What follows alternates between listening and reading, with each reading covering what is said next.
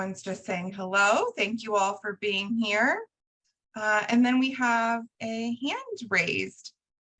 Is it Osmiki? Oh, yep. Yes, please. Go ahead. Osamike. Yeah, thank you. Okay, for me, storytelling is more of an engagement, communication. It drives, deeply communication with the recipient or the one whom you're communicating with, either verbally or electronically. It's a lot. It's an emotional thing. It engages, there is a connection when it's being told as a story. That's what I see it as. Yeah, Thank you. absolutely. Thank you. You mentioned a couple of things that are really important, right? You said it's this emotional experience. It has this way of really leading to these really deep emotions. But you also mentioned that it's this connection, right? And it's not just this connection or this experience for the person who's hearing the story, but also for the storyteller. So it's this really neat way that the person telling a story and the person hearing a story can feel this deep sense of connection as well. In the chat, I do see 2 raised hands. We'll get to that in just a minute. In the chat, I see storytelling is giving a view of the past and learning exciting events that teach us a lesson. Storytelling also helps those hearing to be positively engaged and also ties both together. Absolutely. Those are the things we were just talking about, right? Like it fosters that connection between the storyteller and the person hearing the story or receiving the story. Let's see, Emmanuel, go ahead and unmute yourself. Okay, so for me, storytelling is to stimulate the mind and also to learn a lesson, to teach a lesson. Yeah, that is this for me. Yeah, absolutely. Storytelling, even if you think about the stories that are fictional or fantasy based, right? There's often still an underlying lesson that we're hoping that the person hearing the story receives, a message that they receive. Absolutely. Thank you, Emmanuel. Let's see. I see one more hand. Is it Adnan? Go ahead and unmute yourself. Hi, everyone. Thank you. And this is my first time joining you, and I'm very happy to continue to participate in your classes. For me, the story means giving a real example for the person that you are going to teach them or to get them to be convinced about something. And also, I believe all of you will agree with me that this is the most original and very old way of giving example and delivering the messages. They have been used for the sacred books, for example, like the Holy Quran or the Bible. All of them, they use this way to convince the people by a certain faith or belief. So I believe storytelling is the most effective way to convince someone or to deliver your message to the participant.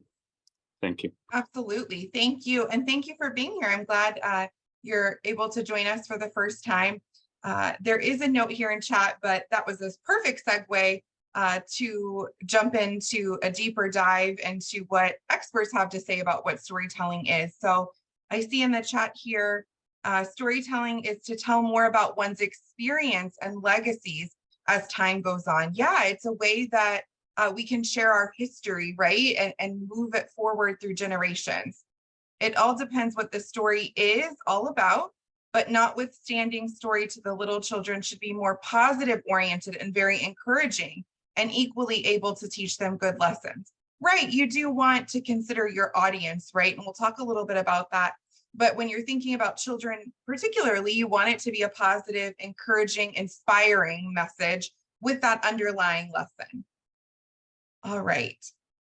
So like we were just saying, like Adnan was sharing with us, storytelling absolutely is the most ancient form of an artistic expression, if you will, or communicating with one another. It's universal. It's something that is used all around the globe by people of all religious, cultural, and ethnic backgrounds.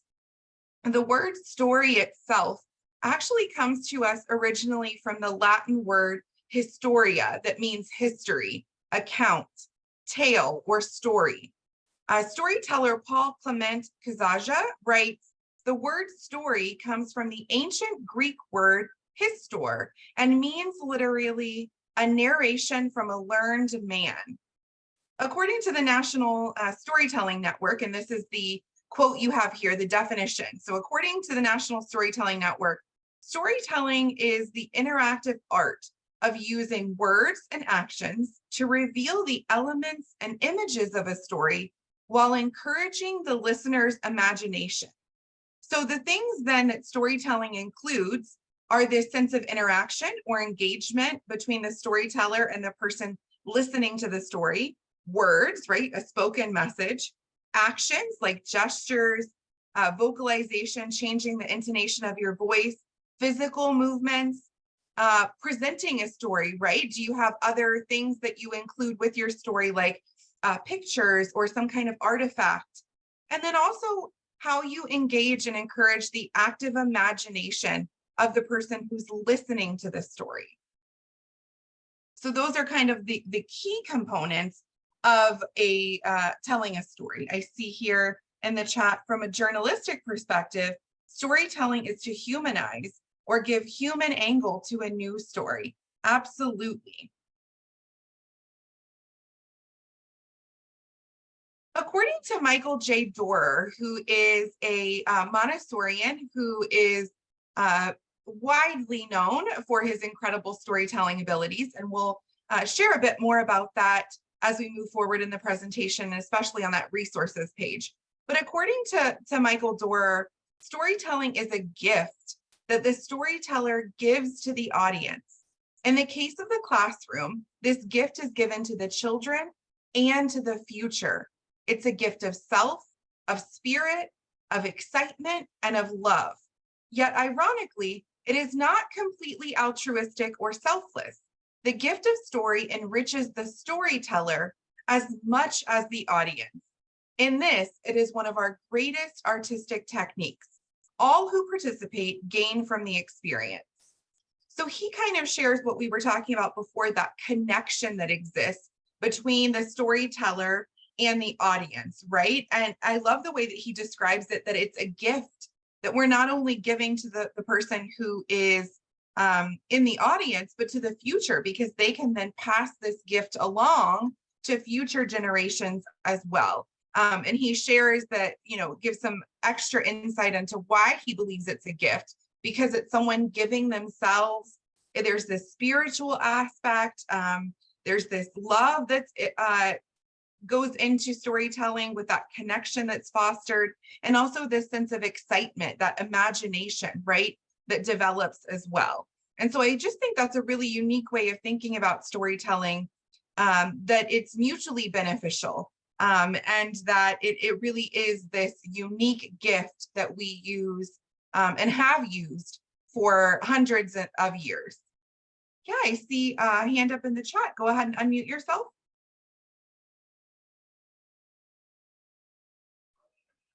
Yes, thank you for giving me the opportunity. Storytelling, I can just say it's narrating or conveying a past events, past happenings for education purpose, for fantasy, or for entertainment. Thank you. Thank you. Yeah, I love that so we were talking a bit about that excitement, right? That imagination. I think that's where that fantasy comes into play. But I love that you mentioned it's also about this historical aspect, right? About sharing history, because I think especially in cultures where reading and writing is not something that's learned, storytelling is a way that we can learn about what's happened in times before us. And as we've all heard, I'm sure, learning about the past is the way that we can ensure that we don't repeat it in the future, right? So I think that that's a really important aspect to remember that storytelling provides as well. So I want to pause here again for just a moment then And now that we have kind of a firm grasp on what storytelling is, I'd love for you all to share your thoughts, again, either in the chat or use the raise hand feature, and share what you believe the value and the importance of storytelling is. How is it important, or what value does it bring within families, with children, in a classroom setting, maybe even in society in general? What would that value be that storytelling brings in any of those settings?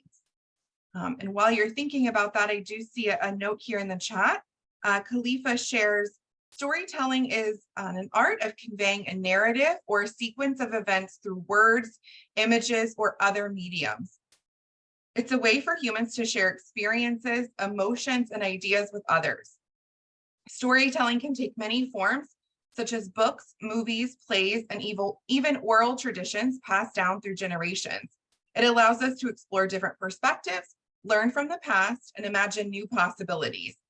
Absolutely. I love that you mentioned that, storytelling can be present, not just orally, but also in these other mediums, right? Through books, through movies. There's even the way of interpreting it that someone who's painted a beautiful portrait maybe, or a landscape painting, that there's an underlying message and a story there as well that the audience can receive.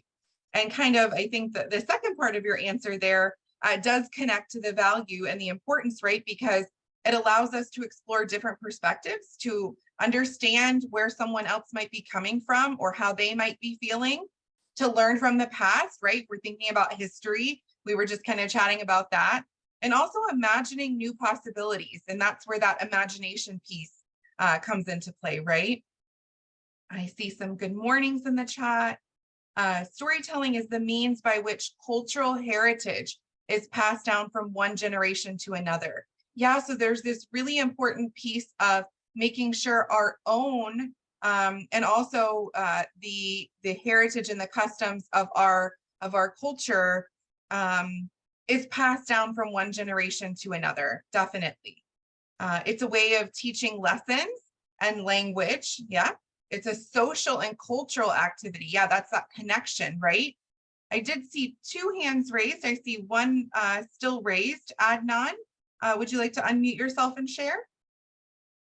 Yeah, thank you. If you don't mind, I prefer to participate, let's say orally. You can say more than just writing in the chat. So I'm sorry for that. I love it. Through the, okay, thank you.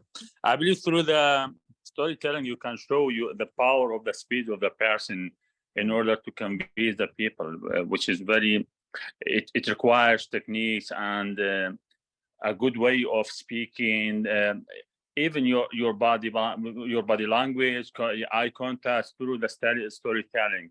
But I have, let's say, one question for that. In this class, do you mean for the storytelling only, I mean oral storytelling, or do you mean the, let's say, books through movies, or all of them? Great question. So we're going to focus mostly on oral storytelling. So some of the examples that we'll get into in a few moments that are used in the Montessori classroom, there are some different props, if you will, that are used. So pictures, some artifacts, but we are really focusing for this particular presentation on oral storytelling. I also wanted to note, I think, something wonderful that you mentioned, when you were sharing about those mediums, right? And I think someone else mentioned this in chat just a minute ago. I think it's important to think about and to understand that we're only focusing right on oral storytelling, but these other mediums are ways of sharing stories as well. And the other thing that you noted that really caught my attention was thinking about what it means to be a storyteller and how you can improve that art, if you will, if we're talking about it being an art form, how you can improve that art to really engage the audience more and to spark that sense of wonder and their imagination.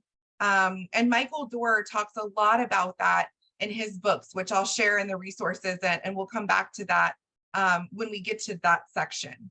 I do see the other participant did rejoin us and raising their hand. So please go ahead. I'm sorry, I did not mean to mute you. I was trying to unmute you. And that's okay. I'm a chef of Sobas from Trinidad and Tobago. That's my context. And I believe that storytelling is a means of passing down history from one generation to another. And also when you're in the classroom, it may be that you have differently abled students, and not all of them are capable of learning through pen and paper means, and the storytelling can be used as a method of teaching those children and getting the content and context across to them. I am from Trinidad and Tobago, and storytelling is a means of passing on information about societal issues in our calypsos and soca. And so it is also used as a means of showcasing talent and showing everybody that no matter what particular level that you may reach academically, storytelling can show that you are a prolific, educated person in another means. That's beautiful. Thank you so much for sharing that. My background is a school psychologist, and wanting to honor the different ways neurodivergent individuals learn and grow and share their knowledge and their passion really connects with that. So I appreciate you mentioning that. Absolutely. If you're thinking about the classroom setting, if you have children who might not be able to read and write, maybe they are unable to express their ideas and to really get out all of that incredible thoughts that are going on in their brain onto paper. Storytelling gives them that kind of outlet, if you will, but it also then allows them to absorb information in a different way. If they're unable to read, we're thinking about storytelling in different mediums like books. Perhaps if I'm not able to read, I can hear an oral story, right, and still be able to learn these lessons, or to hear these stories about fantastical creatures and elements that really inspire my imagination, right? So thank you so much for sharing that. That was a great point. Let's see, I do see in chat. I saw a note here. Let me go back up. There's quite a few I missed. Storytelling is a social and cultural activity. Yes, it's about that connection, right? Perhaps between two people or between a society in general. Children love stories. They're like magic. Absolutely. They create other worlds, share emotions, ideas, and make the everyday seem incredible. Yes. The value of storytelling is to avoid those past mistakes and to strengthen the good morals. Yes, was another person here that mentioned morals. There's often a moral story underlying a lot of the things that we share. One of the values is the learner's engagement. Yeah, it increases engagement and focus and concentration to learn from the positive and negative. There's that comment to help facilitate good morals. Let's see, I do see a couple hands raised. I'm going to come to you, just clearing the chat. Okay, let's see, Rosalind, do you want to go ahead and unmute yourself and share?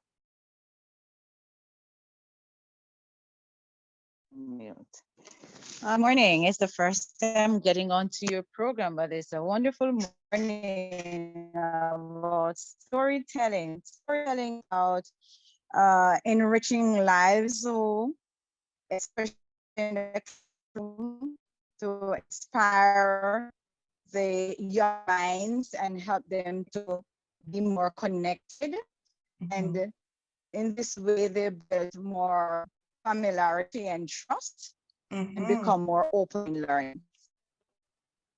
Thank you. I love that you mentioned, right, developing this familiarity, this trust. A big piece of the Montessori method is about creating this safe space for children where they feel respected and honored, that you create this community in the classroom where there's this sense of trust and belonging. So absolutely, storytelling is a great way to do that, and one of the ways it's used in a Montessori classroom as well. All right, I see 2 more hands raised. Is it Vari? Go ahead and unmute yourself. Hello, teacher from Cambodia. Hi, thank you for being here. Okay, so now I'm 9:30 now, actually. Okay, so thank you very much. For me, actually, my school also we have early year curriculum, and normally we integrate storytelling as a part of what we can say is circle time. So this is the way we engage students, and the purpose also we would like students to learn and to improve their listening. And one more thing is that what I can say, storytelling will improve language acquisition, student language, and also their thinking skill. And the other one is that storytelling really fosters student creativity. So that's why in my chart, I say that storytelling is a mean in which we can pass culture from one generation to the other one. So I can say this is the power of, the powerful tool of teaching young children. Okay, so thank you very much. Thank you so much. Yeah, I think storytelling, like you were saying, can not just be used with a child one-on-one, right? Like with a parent and their children, but also you can think about using it in the classroom to a whole group. It's a way you can captivate a large audience. And absolutely, it helps with language acquisition. It helps facilitate listening skills, like you were saying, and also fosters that imagination and creativity. Those are definitely all benefits and values. All right, one more hand raised, Adnan, and then we will keep moving forward. Thank you. You mentioned a good point, which is the imagination. I believe through the storytelling, you will improve and develop the imagination of the audience, especially the children, because all of us, when we know a story, we have a certain picture in our mind, but it's not necessary for the other to have the same picture. They will try to imagine to have more pictures, and they will.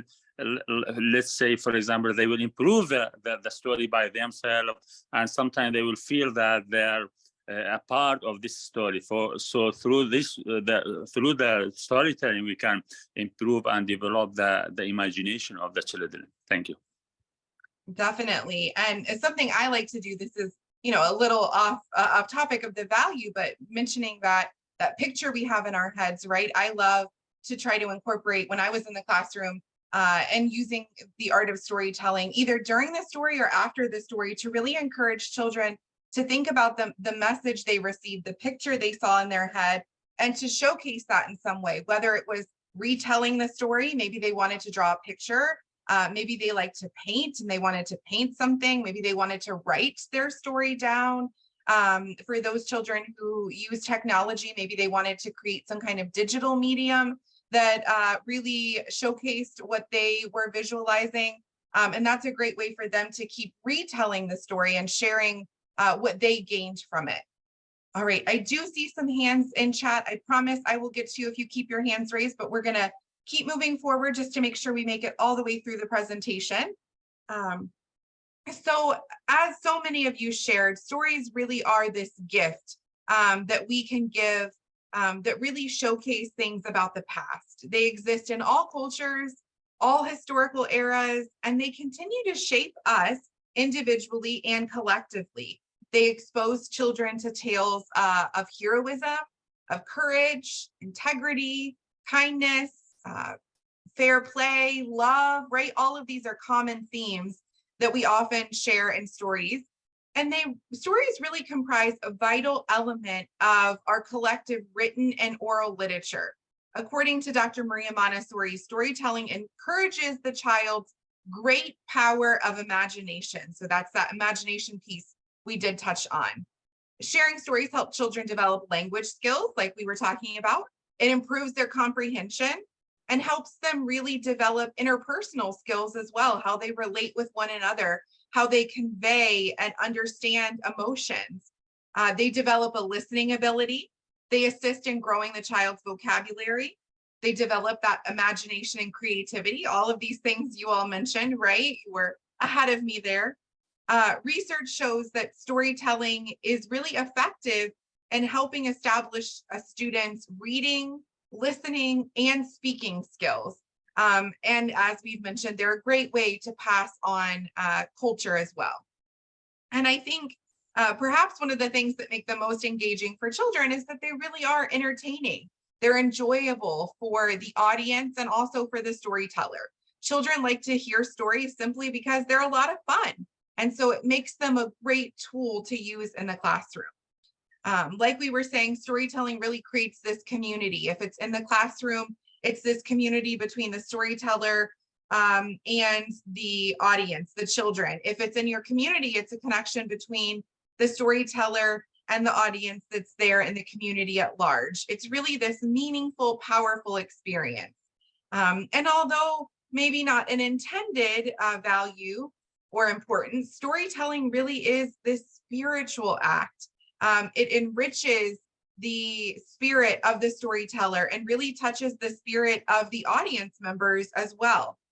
Phyllis Potash Lewis once said, storytelling brings to the listeners heightened awareness, a sense of wonder, a sense of mystery, a reverence for life.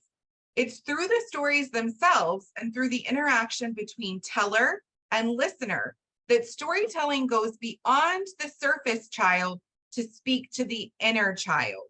And that really resonated with me because Dr. Montessori herself talks a lot about finding ways to, through education, to really see not just the child that's on the outside, but the child within and honoring that child. So that really connected with me of the value of storytelling and how it connects with Montessori in particular. So now let's take a look of how stories are really vital to the Montessori experience. Montessori schools use stories at all different levels, but there really is a special emphasis on them during the elementary years. So that would be ages 6 to 12, what we here in the States think of as grades 1st, 2nd, 3rd, 4th, 5th, and 6th. In fact, because of the extent of its basis upon certain key stories, which we call great lessons, the great lessons, the entire curriculum for the elementary years is really can be thought of as a story-centered curriculum. So storytelling in a Montessori classroom is used for a variety of purposes, and it really is considered an essential skill for Montessori practitioners to develop. Stories are used to teach new ideas, to teach new concepts to children, to reinforce or to extend lessons. It's a way to engage them. Dr. Montessori talked about it as a way of planting a seed. So you just want to spark that sense of wonder. You want to grasp the child's attention and really get them engaged. And then that's the motivation or the encouragement for them to go on and continue their learning independently. So that's kind of the idea with storytelling in a Montessori setting. So I wanted to take a few moments to just take a closer look at some common examples of stories that are found in the Montessori classroom. And we're starting here with biographical histories and stories. So these biographical histories are stories about real people. Maybe they share information about really famous real people from any point in history, right? It can be someone from ancient history, it can be someone that's still living and making a difference in the world today. And biographical histories really focus on people who are making a difference, whether they're inspiring, they're amusing. Biographical histories also include personal timelines, which is what's shown here that this young child is creating. And this is where children use pictures and share moments, special moments in their own lives, usually around the time of their birthday. So for each year that they're born or each month that they're born, parents often help with the younger children. Let's say for a 1-year-old, they might share a picture from each month of their life, showcasing a special event or a memory. And as the child gets older, they make this physical timeline like this child here is making and include a sentence or a paragraph describing that event or memory that they've chosen for that year that they can share their story with the rest of their classmates. Personal stories can also involve the teacher as the storyteller, sharing a special event or a tale from their own life that children might be able to relate to. Montessori elementary classrooms have this thematic approach to learning. Each year, 5 main themes are introduced narratively through what we call the great lessons, the 5 great lessons, or sometimes referred to as great stories. They're 5 impressionistic, dramatic stories or story sets that really provide this unifying structural framework for all of the other lessons that are to come in the classroom. These are biology lessons, zoology lessons, geography lessons, history lessons. All of it is connected back to these 5 great lessons. The central themes within these 5 lessons are the development of the universe and the earth, the beginnings, development and diversity of life, humanity and human evolution, human languages and the uses of languages throughout history, and the history and development of mathematics, including number systems and geometry. So what I have here that I wanted to share with you is a short video of what's known as the first great lesson. And I apologize, the description there seems to have gotten changed. So I'm going to fix that before I send the PDF over to you of today's slides.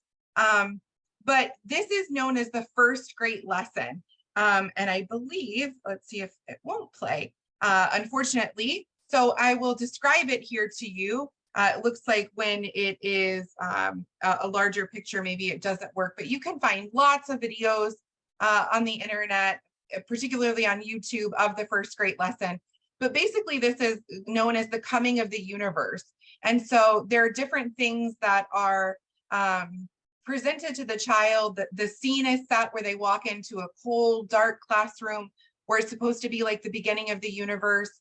The lights are off, right? The air is turned down where it's really cold. It starts with what people refer to as the Big Bang.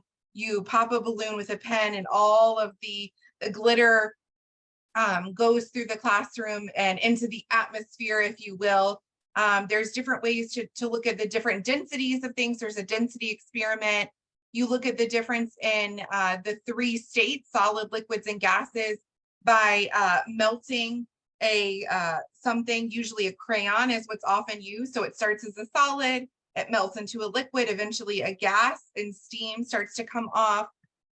It looks at when volcanoes started on the earth. It's really this showcase of the earth's history, if you will, is what's known as the first great lesson. So that's what's demonstrated here. And it really is one of the most powerful, captivating lessons in a Montessori classroom. The next story that I wanted to focus on is the curriculum story. And this is really a gift to the children in learning. They're linked to specific elements of the curriculum, like mathematical operations, parts of speech, or even historical events. They're often coupled with specific learning objects or artifacts. So pictured here is a Montessori staple that's known as the farm and the grammar symbols. So down here in the bottom left corner, these are the Montessori grammar symbols. So every part of speech has a particular symbol and color that's associated with it. So for instance, a verb, an action word, is a red circle, because if you put that circle or that sphere down on the ground, it's going to continue to roll. It has motion, action, just like a verb is an action word. And the colors have meaning as well. For instance, the black triangle or the black pyramid here is a noun. It's because a pyramid is the oldest shape in history, and the black represents coal, which is one of the oldest elements in the history of the earth. And so there's really a storytelling that's inherent in all of these curriculum elements as well. Going back to that top picture there of the pyramid, you can see the cards that are here. The colors are connected with the parts of speech as well. So pig is a noun, so it's a black card. The verb is the picture's a little blurry, but the verb here, grunts, would be in red because that's the action. So you can see where the child has taken the object from the farm, the pig, and has developed their own short story, their own sentence describing the action that the pig is doing. In the bottom right corner here, you can see that the child is creating a sentence with just the card. So this would be a slightly more abstract way that the child is writing a sentence without using the object specifically. I wanted to focus on an example of a specific curriculum story is known as the story of the noun family. It introduces the noun, the adjective, and the article and compares them to different members of a family with differing roles. For instance, the noun is the head of the family. It's the source of strength. It's a leader, like a mother. The adjective is a very helpful child to the noun. And the article is like the cute little baby of the family. And the way you can think about those colors is if you squeeze that noun really, really hard, it's that black triangle. It might turn a lighter shade of blue and get a little bit smaller. This is the adjective triangle that's shown here. And then you do it again and it gets a little smaller and even a little lighter, and that's the article. And so you can think about how each of these pieces, the noun, the article, and the adjective, are connected and how they form this family. There's also a story for all those other parts of speech that I won't go into, but for instance, just to give you a brief idea, like the preposition here is a green bridge. It connects two things. And so it shows location, right? So it's something like on top of, underneath, beside, and there's this story about this green bridge that was covered in grass that connected two fields, and how cows had eaten all of the grass in one field. They were able to walk over the bridge to get to a new field to access new grass and back and forth. And so the bridge is something they walked over, and over is a preposition. And so it's really these small stories that are supposed to evoke this sense of wonder and lead to this sense of imagination that captivates the child and enables them to learn these important elements of the curriculum.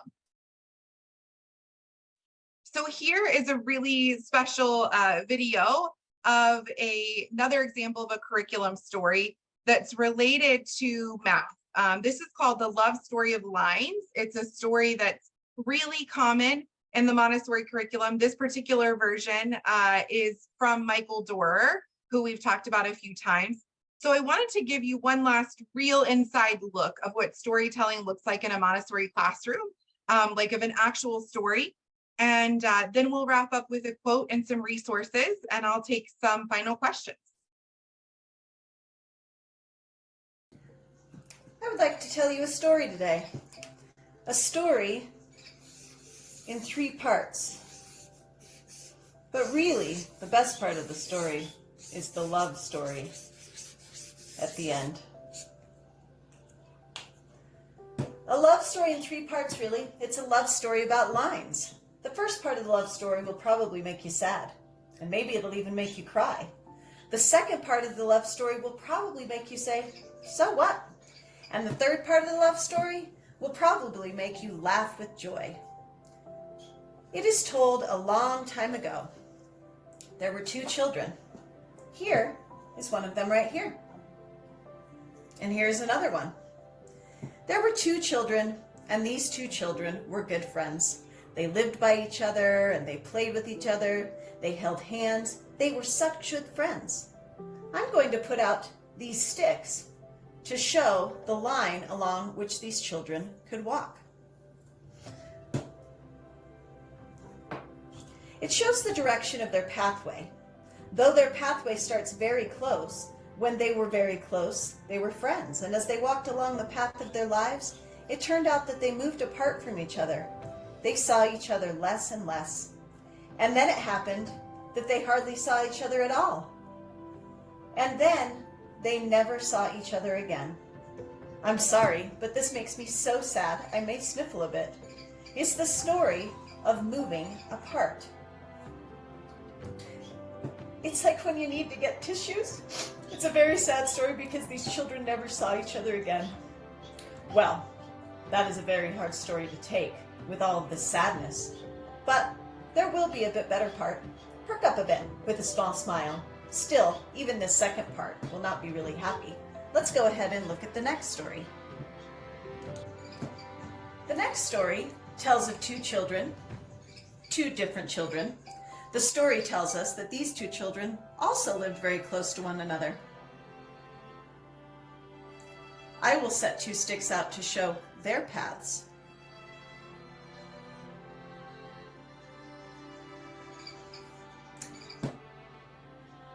These two live close to one another, maybe only about a block away.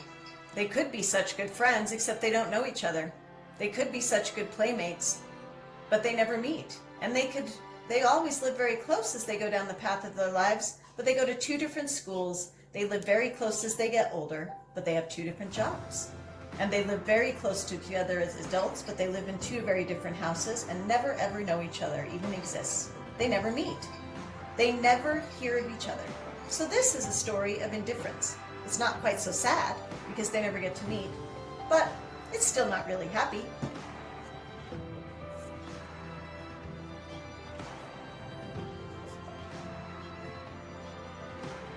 But wait, there's a third pair of children that I want to tell you about. And this third pair, I'm going to put over here. Now, these two children did not live near each other at all. In fact, they lived quite far apart and at a great distance. One child lived in the heart of a great city, and the other child lived in a small community many, many miles away. But as time went on, they moved a little bit closer.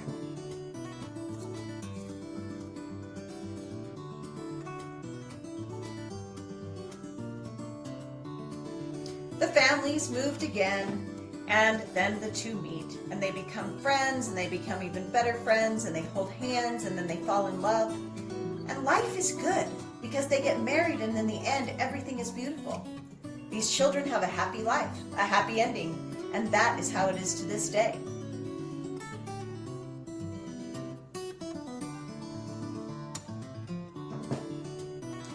The first two children I talked about started very close together, and their paths got wide apart.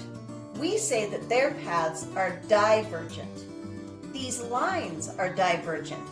That means they move apart. When the two children moved apart from each other, their lines diverged. That's the sad one when we cried, when the lines diverged. Now the next two children, their paths were perfectly the same all the way through, and we can even measure that to be sure that the pathway is the same all the way through. Their paths, we say, never meet. They are parallel. Parallel lines never meet.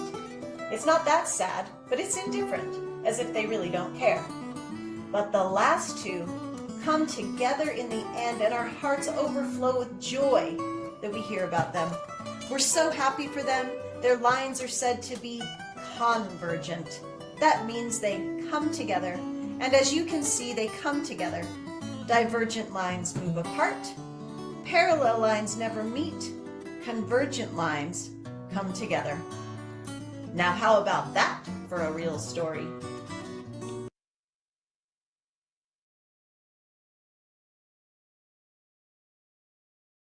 Right, so let's see if it'll I would like let me move forward here. Sometimes it gives me a little bit of a trouble. Moving on to the next slide, I might have to stop my share and then start again, which it's going to make me do. I apologize. Give me just a second and let me move forward so you can see the next slide here. So that really is a great representation of how storytelling can be used with the curriculum in the Montessori classroom, or any classroom for that matter. It's a really great way of helping the children to understand some content in a really exciting way. Divergent, convergent, and parallel lines might not be the most exciting thing to all of your children. And so giving them that fun story is a way that helps them remember that information. I really felt like this was a beautiful note to end on. This is a Native American proverb that says, "Tell me the facts and I'll learn. Tell me the truth and I'll believe. But tell me a story and it will live in my heart forever." And I really feel like that connects to that spiritual aspect of storytelling that we were talking about, and that spiritual element of the Montessori method. that Dr. Montessori mentions in particular as well. If you're interested in learning more about storytelling, particularly in the Montessori classroom, I highly encourage you to take a look at these books by Michael J. Dorer. We've mentioned him several times during our presentation today. The first is entitled The Deep Well of Time. It's a journey from the basics of storytelling to how to create your own stories. There are 40 complete stories in this book that are matched to the Montessori curriculum and materials. The Love Story of Lines is one of them. It also talks about how to become a better storyteller. I know that came up earlier as far as your facial expressions, your intonation, your body movements, right? All of those things and how to improve upon them. The second book here is Grammar Tells a Story. This is Dorer's most latest masterpiece.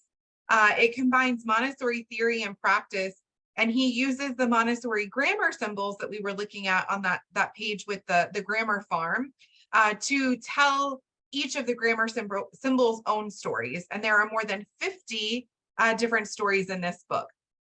And the last book shown here is called Hatching the Cosmic Egg. This is actually a story that you can read aloud to children. It really showcases this breathtaking journey across the entire cosmos, covering where we all come from and where we belong. It's a beautiful picture book. The illustrations are incredible. There's lots of different versions. Some have a CD and a set of nesting eggs that you can use as those props to add to the story as well, representing different scenes pictured in the book. There's also another great series by the author Jennifer Morgan that's not pictured here that introduces these stories of the universe. It starts with the story titled Born with a Bang. Then there is the second story From Lava to Life, and it concludes with a story called Mammals Who Morph.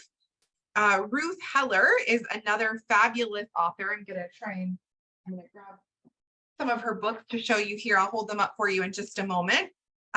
She has lots of different books about, a lot of them are on different parts of speech to help children learn different material in a really exciting, enticing way.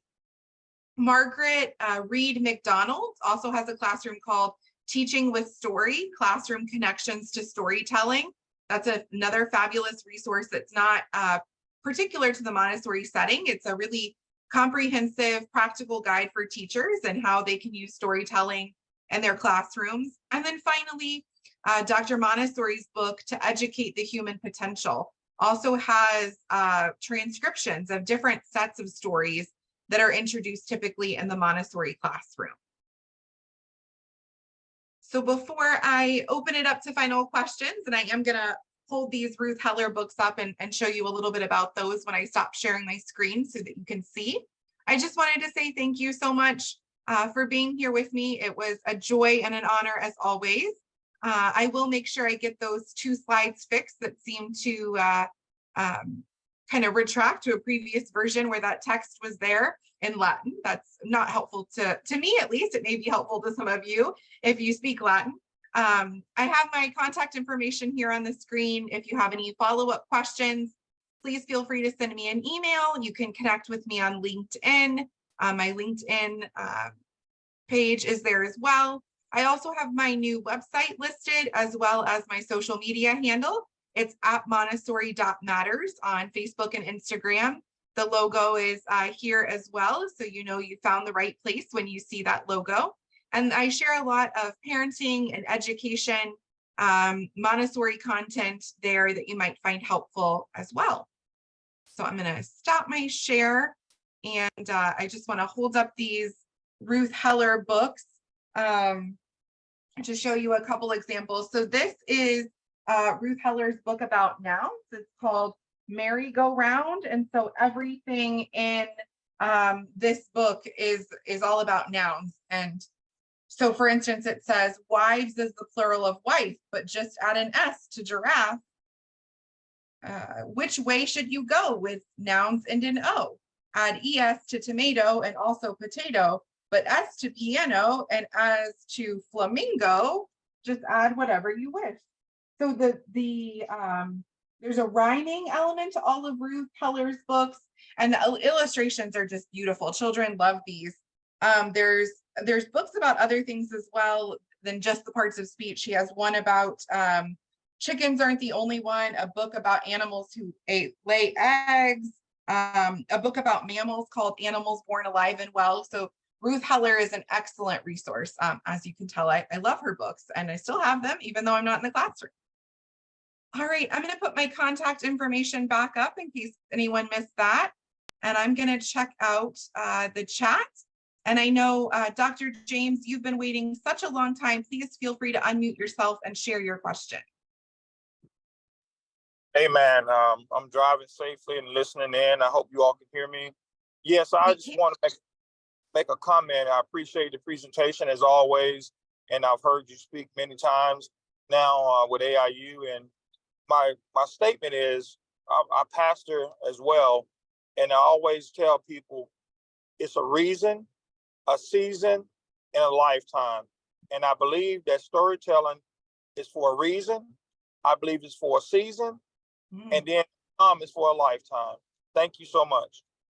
That is beautiful and so inspirational. I might change the end of my presentation to add that for the future. I'll give you credit if I do. That's absolutely so true and a beautiful addition. Thank you. I see some additional comments here in the chat. In Ghana growing up, we listened to storytelling from Madam Grace Amabo, hopefully I'm pronouncing that right, on TV by the Fireside program that teaches children patience, culture of society, and it's entertaining through songs and moral lessons. That's beautiful.